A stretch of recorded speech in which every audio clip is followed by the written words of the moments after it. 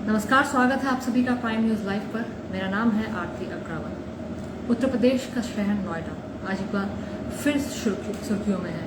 सुर्खियों में इसलिए क्योंकि आज सुबह आंख खुलते ही एक खबर आई कि बिहार के एक युवक की बार मैनेजमेंट के कुछ कर्मचारियों ने, एक मॉल के बार मैनेजमेंट के कुछ कर्मचारियों ने पीट कर हत्या कर दी। उसी के बाद से लगातार मामला आगे पहुंचा हुआ है। पुलिस ने काफ़ी अरेस्ट भी किए हुए हैं, गिरफ्तारियां भी की हैं, लेकिन आखिरकार ये मामला इतना दूर पकड़ा कैसे, इसी पर चर्चा करेंगे। इसके अलावा प्रशांत किशोर जो चुनाव रणनीतिकार माने जाते हैं, वो कांग्रेस के दरवाजे पर आते ही वापस हो गए। इस पर भी चर्चा करेंगे। तब तक आप मेरे साथ जुड़िए। इस वक्त फेसबुक लाइव। दोस्तों, कल रात सोमवार की रात ब्रजेश राय नाम के एक युवक की बार मैनेजमेंट गार्डन, नोएडा में एक मॉल है, गार्डन एरिया नाम का मॉल है, जहां पर एक बार है लेमन्स, लास्ट लेमन्स बार में एक शराब पीने को लेकर कुछ मामला आया, विवाद हुआ। पहले तो ब्रजेश राय नाम के जो युवक है जिनकी हत्या हो गई है,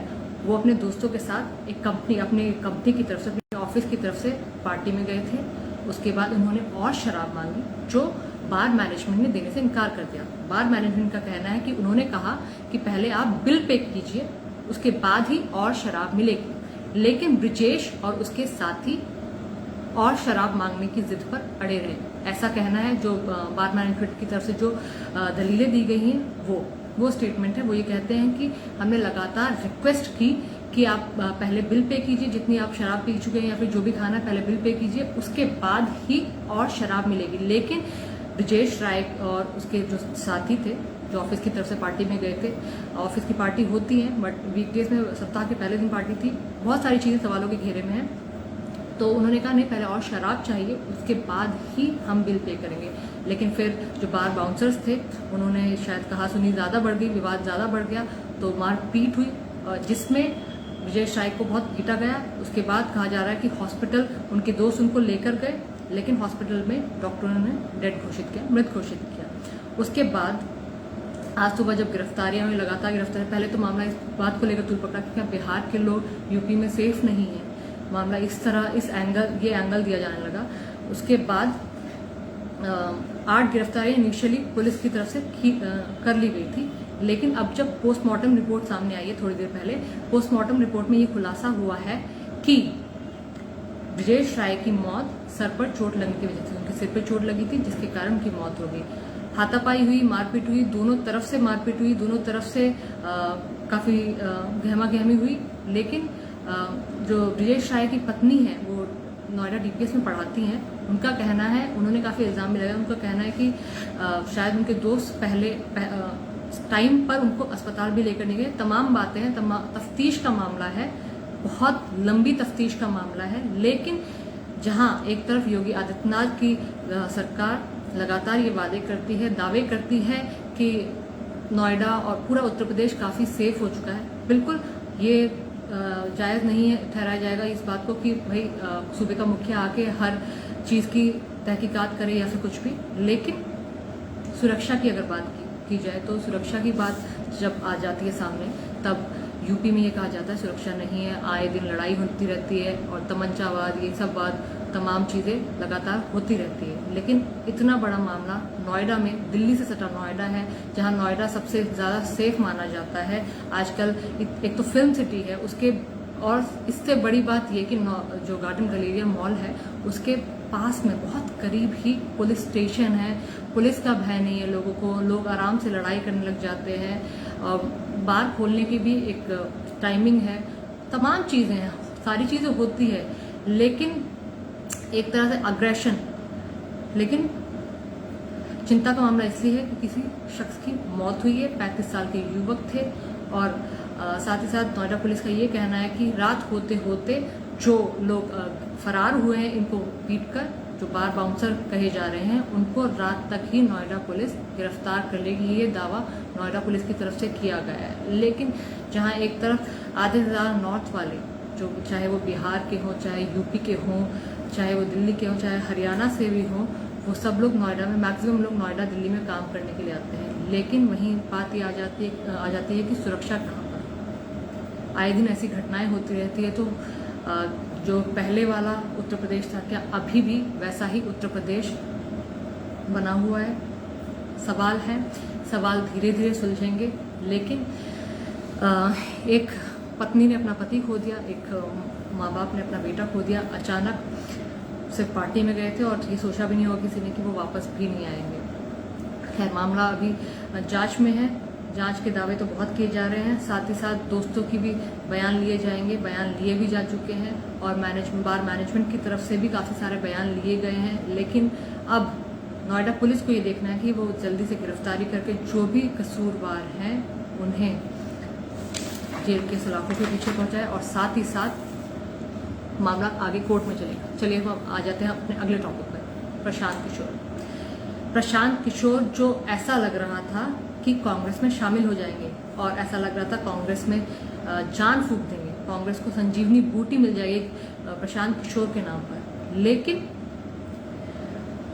संदेह की आंच में कांच की मटकी सुलग गई। प्रशांत किशोर कांग्रेस में आते आते दरवाजे से ही लौट आए। लगातार 10 जनपद पर मैराथन मीटिंग्स के बाद ऐसा लग रहा था कि प्रशांत किशोर कांग्रेस में शामिल हो जाएंगे और कांग्रेस का हाल हुलिया सब बदलेगा, लेकिन ऐसा हुआ नहीं।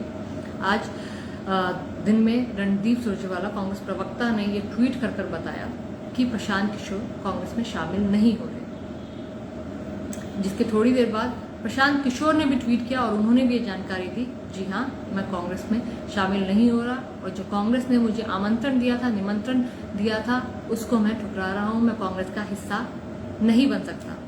इसके अलावा इतना ही नहीं, जाते जाते जो कांग्रेस में जो टीस थी, वो टीस की कील उनके सीने में कोट दी, ये कहकर कि भैया कांग्रेस को मेरी जरूरत नहीं है, कांग्रेस को लीडरशिप की जरूरत है, नेतृत्व की जरूरत है। उनकी सोच ही सही नहीं है। जब तक उन्हें लीडरशिप सही नहीं मिलेगी तब तक वो कोई फैसले ले ही नहीं पाएंगे। कांग्रेस बेशक से इतनी पुरानी पार्टी हो, लेकिन कांग्रेस के पास फिलहाल के टाइम पर अभी कुछ भी नहीं है। बुनियादी जो जरूरत होती है एक नेतृत्व की, वो नेतृत्व ही नहीं है कांग्रेस के पास। प्रशांत किशोर लगातार पिछले कई दिनों से ये बातें चल रही थी, लगातार मैराथन बैठकें हुई थी 10 जनपद पर, सोनिया गांधी के आवास पर लगातार बैठकें थी, ऐसा पूरी रणनीति बनाई जा चुकी थी। कई बार रणदीप सुरजेवाला ने भी बयान दिए। ऐसा लग ही रहा था, 99.9% यही मान के चल रहे थे सब लोग कि आने वाले दिनों में कभी भी ये घोषणा हो सकती है, कभी भी ऐलान हो सकता है कि प्रशांत किशोर अब कांग्रेस का हिस्सा बन गए हैं।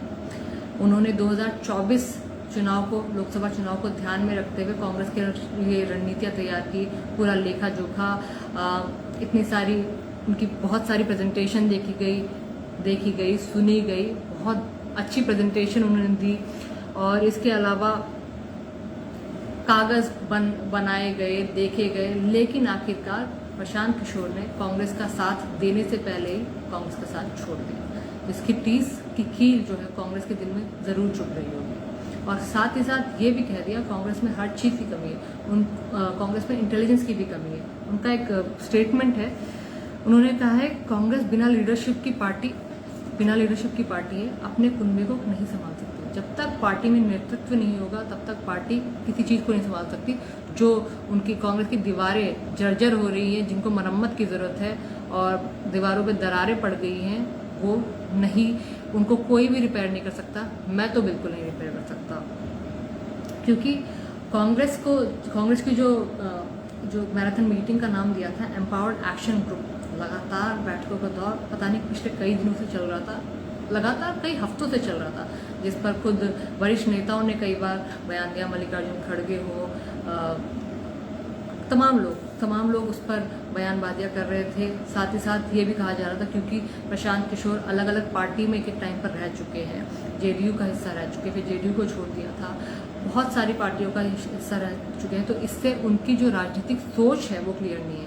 हालांकि इस बात से भी कोई इनकार नहीं कर सकता है कि प्रशांत किशोर 98% उनका रिकॉर्ड बेहतरीन रहा है चुनाव रणनीतिकार के तौर पर।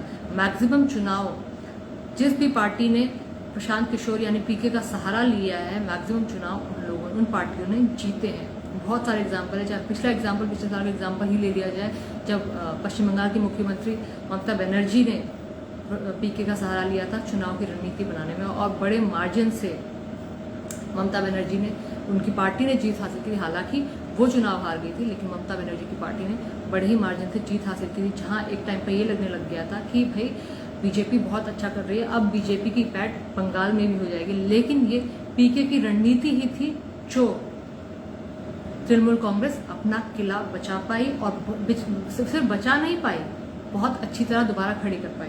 ममता बनर्जी चुनाव हार गई, लेकिन 6 महीने के भीतर उन्होंने दोबारा नंदीग्राम सीट से चुनाव भी जीत लिया। काफी चीजें। लेकिन अब बात फिर से प्रशांत किशोर की करते हैं। प्रशांत किशोर ये कहते हैं कि उन्होंने कितने सारे, ऐसा लगता है मतलब बाना बनने से पहले ही ताना टूट गया, इतनी सारी कोशिशें की। उन्हें भी खुद एक टाइम पे तो प्रशांत किशोर को भी खुद लगने लगा था कि वो शायद अब 2024 चुनाव में बिल्कुल ही कांग्रेस का हिस्सा हो जाएंगे, हो सकता है कोई और नेतृत्व भी उन्हें दे दिया जाए। लेकिन प्रशांत किशोर ने जाते जाते ये कह दिया कि कांग्रेस का कुछ नहीं हो सकता, इनकी सोच ही क्लियर नहीं है। सोच क्लियर नहीं है तो प्रशांत किशोर चले भी गए। कई लोगों ने इस बात का स्वागत किया कि हाँ, कांग्रेस के बारे में जो सच्चाई थी वो प्रशांत किशोर को आखिरकार पहले ही दिख गई, पहले ही उन्होंने भाप लिया। लेकिन इसके थोड़ी देर बाद जब कांग्रेस की तरफ से भी ट्वीट कर दिया गया, पब्लिकली सार्वजनिक कर दिया, प्रशांत किशोर ने भी ट्वीट कर दिया कि भाई मैंने इनविटेशन जो है कांग्रेस की तरफ से, जो सोनिया गांधी ने मुझे निमंत्रण दिया था कांग्रेस ज्वाइन करने के लिए, वो मैंने ठुकरा दिया है। उसके थोड़ी देर बाद नवजोत सिंह सिद्धू, जो पंजाब की राजनीति में खासे चमके थे और इनकी वजह से लगभग 6 महीना पिछले साल जुलाई से लेकर दिसंबर तक, इनफैक्ट फेब तक, जब तक चुनाव नहीं आए थे तब तक भी पार्टी में कुछ ना कुछ चलता ही रहा था। नवजोत सिंह सिद्धू ने थोड़ी देर बाद प्रशांत किशोर के साथ एक तस्वीर साझा की कि पुराने दोस्त, पुराने यार मिले हैं, बहुत सारी तारीफें की, पुरानी शराब, पुराने दोस्त, ओल्ड इज गोल्ड, तमाम चीज़ें उन्होंने लिखी। उन्होंने ये भी कहा कि जब पुराने दोस्त मिल जाते हैं उनको कोई मतलब उनका कोई साझी नहीं है, उससे बेस्ट कोई कुछ हो ही नहीं सकता। और उसके बाद तमाम तरह की प्रतिक्रियाएं भी आने लगी, जहां एक तरफ कांग्रेस का साथ प्रशांत किशोर नहीं दे रहे हैं, वहीं दूसरी तरफ नवजोत सिंह सिद्धू आए हैं और वो प्रशांत किशोर के साथ यानी पीके के साथ अपनी पिक्चर पोस्ट कर रहे हैं। तो काफ़ी चुटकी ली जा रही है लोगों की तरफ से। खैर, अब देखना होगा कि प्रशांत किशोर आगे की उनकी क्या रणनीति होती है। क्या वो किसी पार्टी का हिस्सा बनेंगे या फिर जिस तरह का उनका सीवी रहा है चुनावी रणनीतिकार के तौर पर और पार्टियों को जीत दिलाने के तौर पर उसी सीवी को स्ट्रॉन्ग करेंगे, या फिर किसी और पार्टी का रुख करेंगे। क्योंकि इस बात में कोई दो राय नहीं है, ये बात में कोई क्वेश्चन नहीं है कि प्रशांत किशोर की जो सोच है, उनकी जो पार्टी को लेकर, जैसे कांग्रेस की जो सोच है वो है सेकुलरिज्म वाली, बीजेपी की जो सोच आती है वो है हिंदुत्व वाली, तमाम चीज़ें हैं। और इसमें आज तक भी प्रशांत किशोर की जो सोच है वो क्लियर नहीं है। तो देखते हैं आगे क्या होता है, कांग्रेस क्या फैसला लेती है, प्रशांत किशोर की तरफ से क्या होता है, ये तो आगे देखा जाएगा। इस बारे में आप क्या सोचते हैं, अपनी राय कमेंट करके यहाँ जरूर दर्ज करा सकते हैं। इसके अलावा नोएडा मर्डर केस की मैंने आपको जानकारी दी। नोएडा मर्डर केस में जैसी और भी कोई जानकारी अपडेट निकल कर आती है तो वो भी हम आप तक पहुँचाएंगे। इसके अलावा आप तक कोई अपडेट आए तो वो भी यहाँ पर कमेंट करके बता सकते हैं।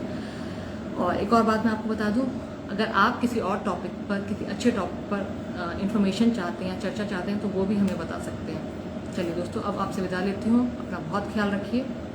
और एक और इंडिकेशन मिल रही है, जैसा कि मैं हर वीडियो के एंड पे आपको इन्फॉर्म करती हूँ कि कोरोना के केसेस बहुत ज़्यादा बढ़ रहे हैं दिल्ली और दिल्ली से सटे इलाकों में, तो सख्तियाँ बढ़ा दी गई हैं। तो आगे आने वाले टाइम में हो सकता है कि कुछ भी आप एक्सपेक्ट करते हैं, कुछ सरकार की ओर से किसी भी तरह की अनाउंसमेंट एक्सपेक्ट कर सकते हैं। आज 6 से 12 साल के बच्चों का वैक्सीनेशन भी स्टार्ट हो गया, जल्दी हो रहा है क्योंकि केसेस बहुत तेज़ी से बढ़ रहे हैं। पिछले 4 दिनों में 1000 से ऊपर दिल्ली में आंकड़े दर्ज किए गए हैं। तो अपना बहुत ख्याल रखिए, क्राउडेड प्लेस में जाना अवॉइड कीजिए, ज़रूरी नहीं है तो नहीं जाइए। चलिए, अब मैं आपसे विदा लेती हूँ, कल फिर मिलूंगी लगभग इसी समय। आप अपना बहुत ख्याल रखिएगा और फेसबुक पे हमें फॉलो कीजिए, हमारा पेज लाइक कीजिए, यूट्यूब पे हमें सब्सक्राइब कीजिए, ट्विटर पे भी हमें फॉलो कीजिए और बाकी की तमाम खबरों के लिए आप देखते रहिए प्राइम न्यूज़, क्योंकि सच ज़रूरी है। शुभ रात्रि, गुड नाइट।